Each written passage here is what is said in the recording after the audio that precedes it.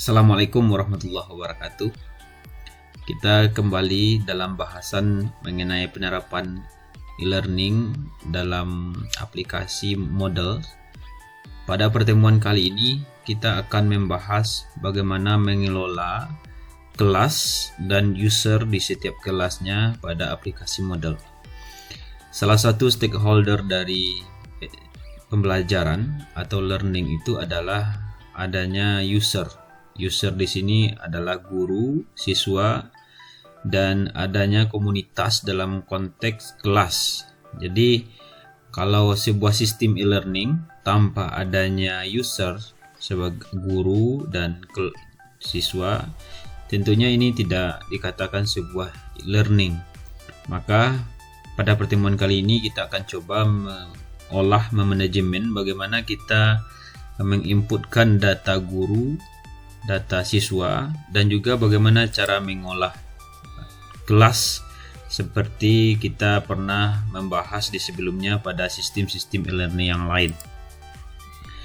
Nah, langkah yang pertama tentu saja kita harus login sebagai administrator. Sebagai administrator, login ke halaman website kita. Kemudian setelah login, di bagian menu kita masuk ke settingan site administration atau administrasi situs. Kemudian setelah itu kita menggunakan dua buah menu tab, yaitu ada user, kemudian course atau pengguna dan kursus ya. Jadi ada menu pengguna dan kursus. Saya ingin jelaskan terlebih dahulu konteks dari masing-masing menu ini.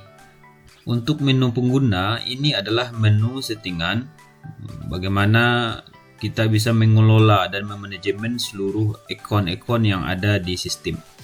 Sistem LMS Moodle ini berbeda dengan sistem yang pernah kita pelajari secara online seperti Edmodo, seperti Schoology yang bisa kita lakukan registrasi mandiri.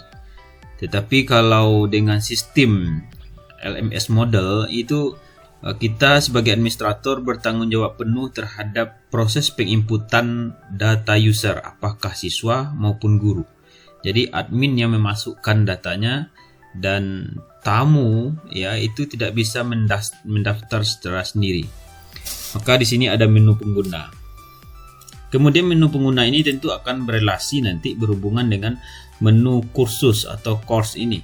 Karena pengguna akan kita masukkan ke kelas dan kelas nanti akan berelasi dengan kursus atau mata pelajaran atau mata kuliah yang akan kita jadikan sebagai objek dalam penerapan e-learning.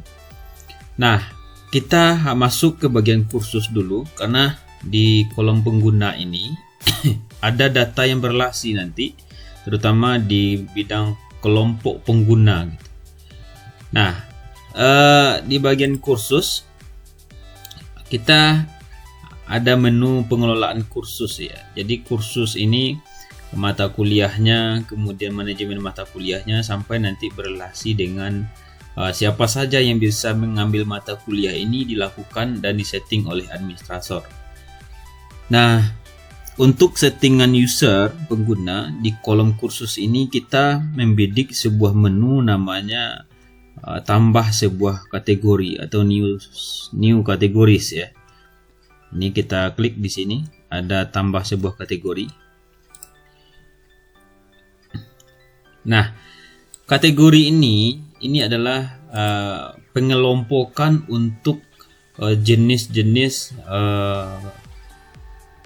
bidang studi ya. Mungkin lebih erat dengan kaitannya dengan program studi. Karena ini akan mengelompokkan nanti untuk seluruh mata kuliahnya, akan menjadi pengelompokan juga untuk usernya nanti apakah dosen atau guru atau siswa atau mahasiswanya. Jadi ini lebih identik dengan pengelompokan berdasarkan program studi. Contoh sekarang ini ada satu buah sampel defaultnya. Ini yang akan kita tambah ya, sebuah kategori. Kita buat nama kategorinya di sini mungkin nama program studi ya. Program studi atau prodi PT IKA ya. Ini kategorinya. Jadi ada pengelompokan seluruh mata kuliah nanti ke prodi PTIK, ada pengelompokan user sebagai akun berstatus dosen atau pelajar, itu dikelompokkan dalam kategori PTIK. ID kategorinya yang penting harus generate, harus berbeda ya, auto increment antara ID yang satu dengan ID yang sebelumnya harus berbeda. Tetapi untuk penomorannya terserah, bebas, sehingga ini bisa kita inputkan sesuai dengan konsep yang kita kembangkan. Kalau saya misalkan prodi PTIK ini kodenya 25, berarti prodi 25. Ini ID-nya. Kemudian deskripsi dijelaskan saja. Program studi pendidikan teknik informatika dan komputer.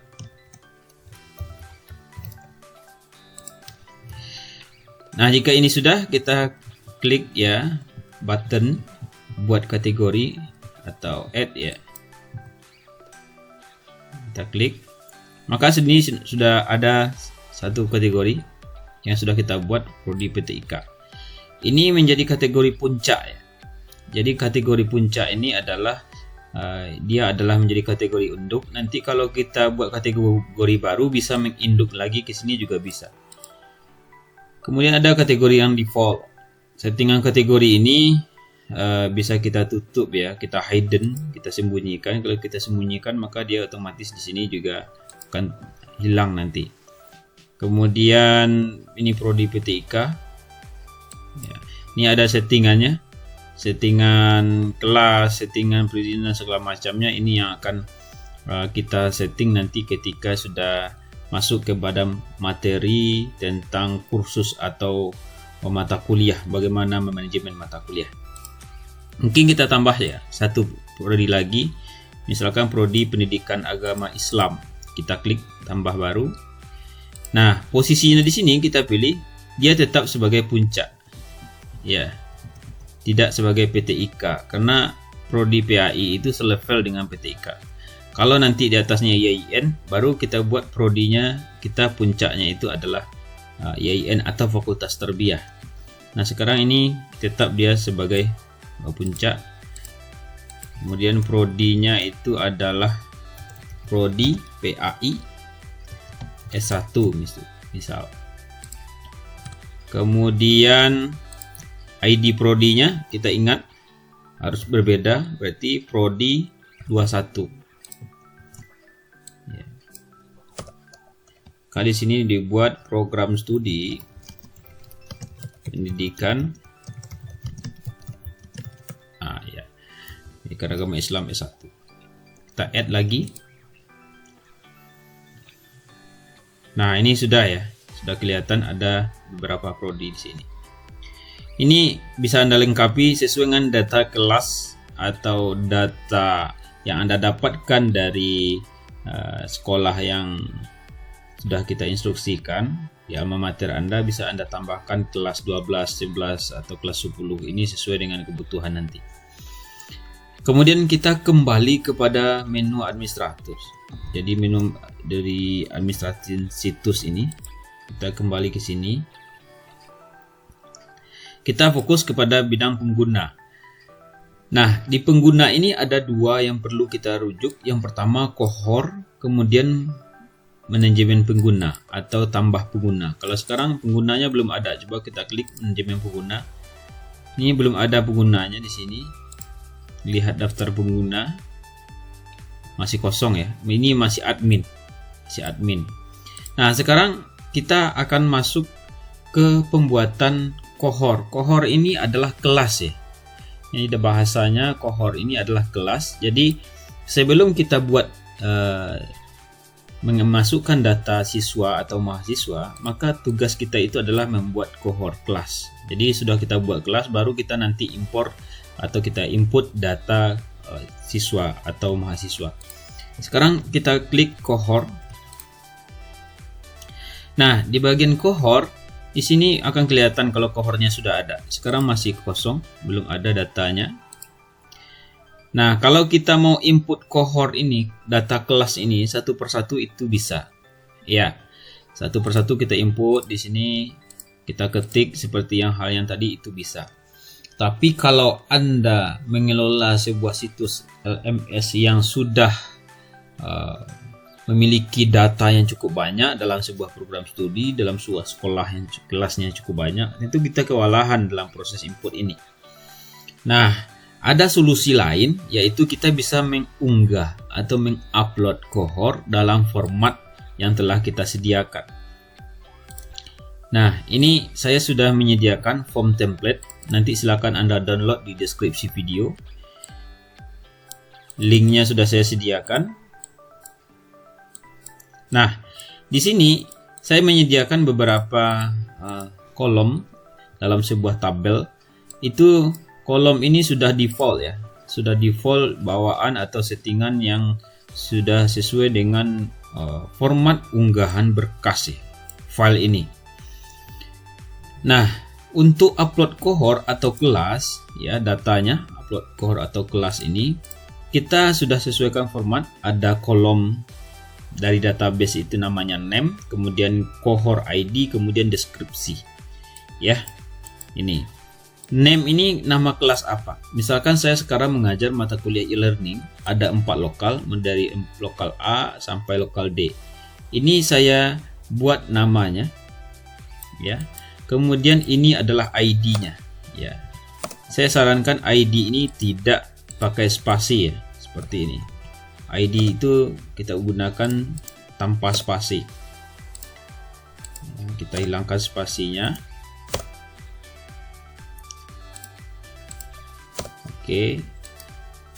Nah, ini deskripsi. Untuk apa deskripsi? Agar kita mudah ya, agar kita mudah memahami atau mengkategorikan nanti terkait dengan cohort ID. Ini harus ingat ya, namanya 4C atau kita tambah di depannya e-learning 4C karena ini berkaitan dengan mata kuliah. Atau bisa jadi cukup 4C karena untuk kelas yang 4C tidak hanya mengambil mata kuliah e-learning. Begitu. Jadi di sini bisa angkatan 4C angkatan 2019. Nah, gini. Jadi kita tambah di tengahnya ini 4B angkatan. Learningnya kita hilangkan. Begitu juga Anda nanti membuat format ini sesuai dengan data yang Anda dapatkan. Deskripsinya harus jelas supaya Anda tidak bingung. Nah, ini sudah. Jika sudah Anda buat dalam format Excel, ini kita simpan ya, kita save as. Kemudian kita browse posisinya. Kemudian kita save as type-nya itu adalah CSV ya, atau command delimited. Ya, formatnya harus CSV, comma delimited. Jadi formatnya ini adalah koma nanti. Ketik comma delimited CSV, kita save. Ya, ini sudah ada. Oke. Setelah di save. Kemudian kita kembali kepada menu ya, di bagian cohort. Kita pilih di bagian unggah cohort. Ya. Nah, di sini kita diminta untuk upload file. Maka kita carilah file yang kita buat dalam Microsoft Excel yang sudah kita ganti formatnya menjadi CSV ini. Lalu kita upload.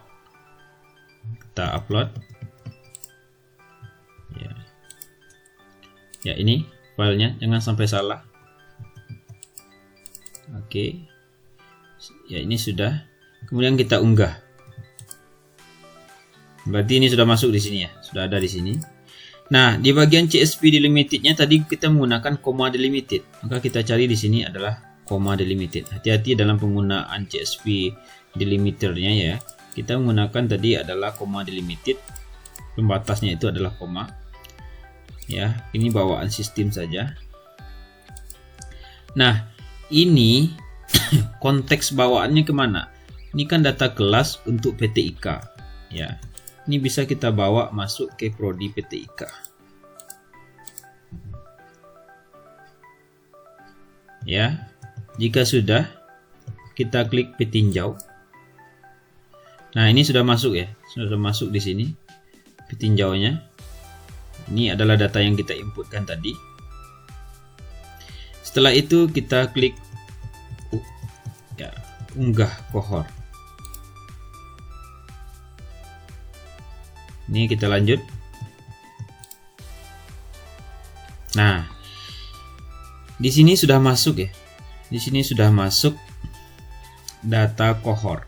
Berarti kalau kita klik nanti administrator, kemudian pengguna, kita klik kohort, itu data kohortnya sudah kita lihat ya. Nah, ini sudah ada.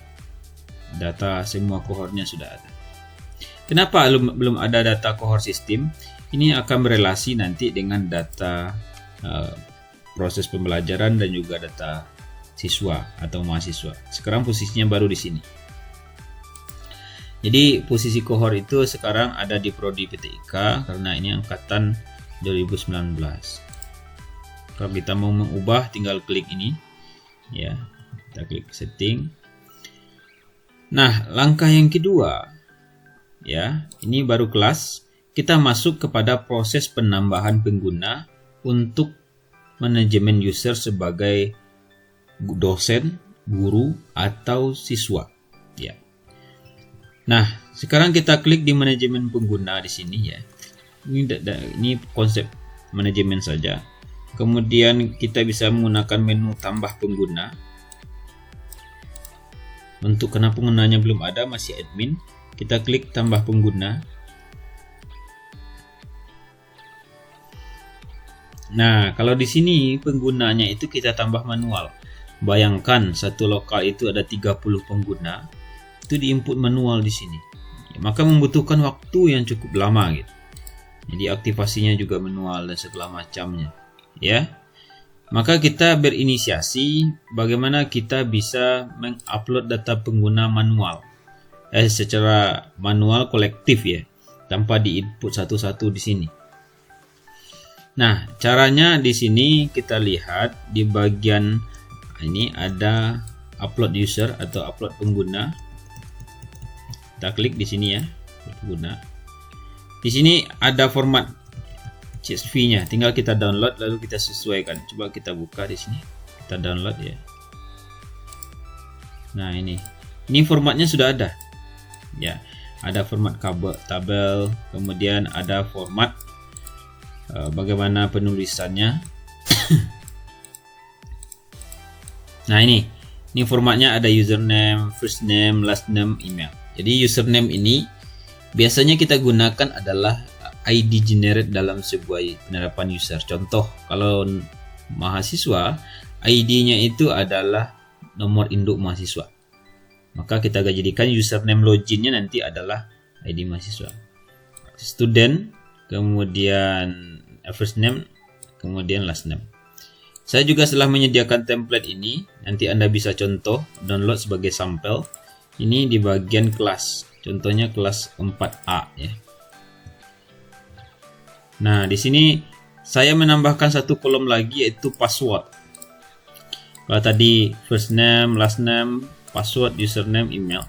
Ini sudah saya custom, kolomnya lebih kompleks. Jadi tidak hanya sekedar username, ini bisa juga ada ini saya buat ada password. Jadi password sama username itu akan dijadikan sebagai kunci untuk login atas nama user nanti, apakah dia siswa atau guru.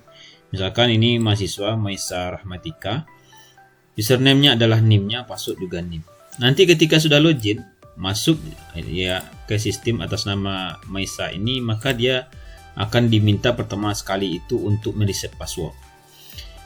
Nah, format ini sudah saya lampirkan, silakan Anda download di deskripsi video.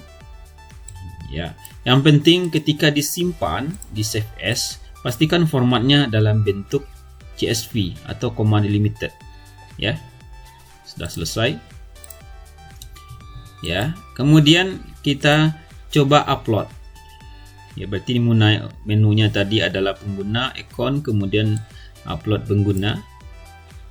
Kita pilih file ya. Kemudian kita telusuri 4A. Ini foldernya ada data siswa 4A. Begitu juga Anda nanti data siswa 4, data siswa kelas 12A, 12B dan sekian. Dan pastikan emailnya ini harus ada, walaupun tidak benar. Setidaknya ekstensinya harus ada @gmail. Ya, username, password, lastname dan segala macam. Kalau mahasiswa NIM, kalau siswa mungkin NISN. Kalau guru mungkin NUPTK atau NIP ID-nya. Kalau dosen bisa NIDN atau NIP. Oke, ini saya pilih ya, kita upload filenya. Lalu kita unggah. Nah, koma delimiternya di sini ini adalah koma ya. Kita akan menggunakan koma delimited. Kemudian kita unggah pengguna. Nah, ini tampil ya. Ini tampil penggunanya. Ini sudah. Dan settingan ini, setelan ini default saja. Nanti kita setting. Ya, ini otomatis aktif ya. Username, standar username oke. Kata sandinya. Nah, ini ketika dia sudah masuk, nanti kata sandinya bisa dikirim ke email atau tidak. Ini buat kata sandi jika dibutuhkan dan dikirim ke email. Ruas yang wajib diisi pada berkas. Kita buat aja ini karena kita belum online. Nah, ini kategorinya lemah karena belum ada kombinasi huruf dan angka. Tidak masalah. Kemudian kita upload pengguna. Nah, ini sudah terupload ya. Ini ada error ya. Kebijakan kata sandi tidak valid karena kata sandinya sama dengan username. Jadi sebenarnya kata pengguna itu tidak boleh. Nah, ini sudah terupload ya. Ini sudah terupload. Kemudian kita klik lanjut. Untuk ini sudah masuk ya. Berarti coba kita klik pengguna. Ya, di bagian menu administrasi situs. Kemudian kita lihat di bagian pengguna. Lalu kita lihat list pengguna. Nah, sekarang sudah masuk. Datanya sudah masuk semua. Ini kita klik di sini muncul ya. Nanti history ya, admin bisa melihat historinya semua. Ngapain aja si siswa ini selama ini ya. Ngapain aja, apa yang dilakukan. Oke, ini sudah. Akan kelihatan juga informasinya, alamat di mana, Bukit Tinggi, kemudian kapan akses terakhir. Ini misalkan LMS model itu akses terakhirnya 19 detik yang lalu. Jadi historinya kelihatan. Admin bisa melacak. Kita klik misalkan Ayunda Salsabila. Dia sudah login kapan pertama kali, terakhir kapan, ada perubahan data atau tidak, kelihatan. Cukup kompleks. Ngapain aja dia bisa kita lihat di detail ini. Nah, admin juga bisa langsung mengirim pesan di chatting. Ya, kita chatting sama siapa, tolong Anda aktif dan segala macam. Ini fiturnya cukup bagus ya. Bisa kita lakukan chatting personal by one ya, antara guru dengan dosen, dosen dengan admin dan segala macam. Satu lokal sudah kita upload. Kita contohkan satu lokal lagi ya untuk pengguna, menu pengguna, kemudian kita upload pengguna. Ya, kemudian kita unggah berkas. Tadi lokal A, sekarang lokal C. Kita upload. Ya, sudah masuk ya 4C. Kita unggah. Ya. Nah, di bagian CSV delimiternya kita pilih koma. Kemudian kita unggah pengguna. Nah, di sini sudah masuk ya. Sudah masuk. Ada 10 item. Kemudian kita lanjut ke upload pengguna. Oke, ini sudah selesai terupload. Oke, katanya di sini sudah berhasil terbaca. Nah, ini sudah selesai kita lakukan. Sekarang kita akan memasukkan ya data-data pengguna yang kita buat ini ke lokalnya. Ya. Karena kita sudah kelompokkan tadi ada lokal C, B, A, D dan segala macam. Nah, ini datanya, data mahasiswa 4A ini kita masukkan ke kelas 4A. Caranya adalah kita pergi ke menu pengguna. Kemudian kita klik cohort lagi. Di bagian sini kita bisa akses. Sudah tampil seperti ini, kita pilih di bagian semua cohort. Nah, yang kita masukkan dulu adalah lokal 4A. Jadi angkatan 4A sekarang isi cohortnya belum ada. Berarti belum ada siswa atau mahasiswa yang masuk ke sini ataupun dosen. Ini kita upload di sini, terapkan. Nah, ini kerja kita. Kita akan cari data yang telah kita inputkan tadi, ya. Misalkan 4A. 4A ini mulai dari nama Marisa, ya. Maisa Rahmatika. Kita lihat di sini Maisa Rahmatika, kita klik aja di sini Maisa. Nah, ini. Jadi Maisa Rahmatika ini yang akan kita ambil. Kalau susah nanti cukup mengetikkan ID. Username, ya, username. Ini username, kita klik di sini. Otomatis, ya. Misalkan Maisa. Nah, ini. Ya, kita klik, lalu kita seleksi, lalu kita tambahkan. Dia harus masuk ke sini. Ya, kita tambahkan. Sampai semuanya nanti masuk, ya. Muhammad juga, Muhammad Rifki.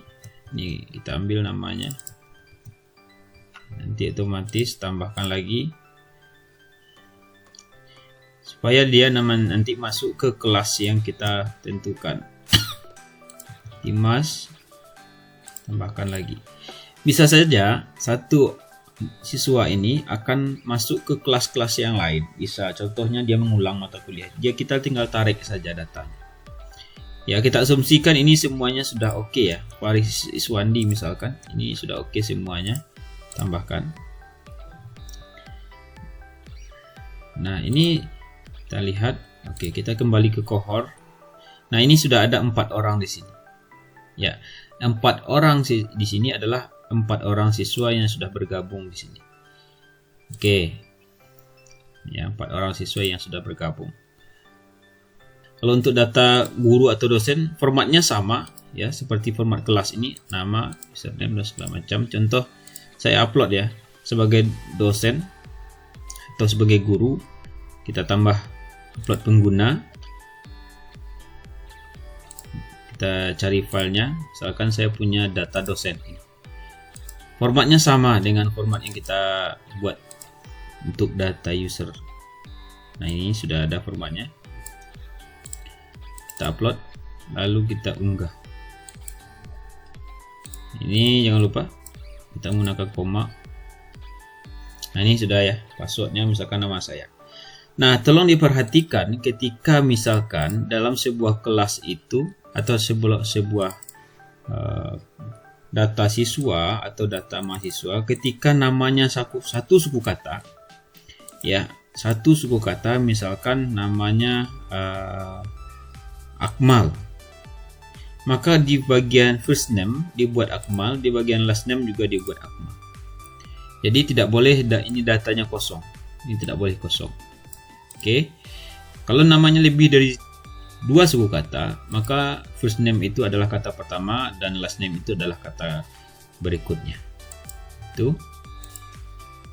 Kemudian ini sudah, ya, ini langsung kita unggah.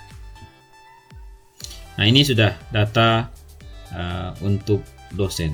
Kapan kita bisa menentukan data ini sebagai dosen atau guru? Nanti akan kita olah ketika sudah masuk kepada pembahasan course atau kursus. Ya, demikian materi kita ini, bagaimana mengupload sebuah data user, kemudian membuat kelas, dan juga bagaimana memanajemen sebuah kategori. Semoga ini bermanfaat. See you next time. Assalamualaikum warahmatullahi wabarakatuh.